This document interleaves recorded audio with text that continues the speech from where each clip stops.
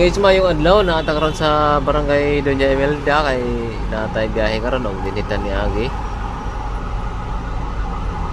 O mao na ang GR Neta Avenue. Ug naay sakyanan dito sa ibabaw nga hinay ka dalangan. Nagpasabot na siya nga ang exit sa Quezon Ave medyo siksikan. Mabagal ang exit ng Quezon Ave.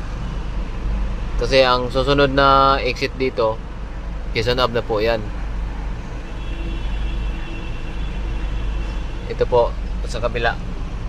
Galing po siya ng Calamba. Huwag na karon ga agi din sa Bayani Road.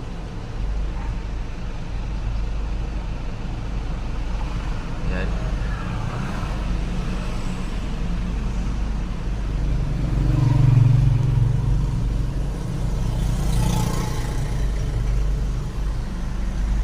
Barangay Doña Imelda.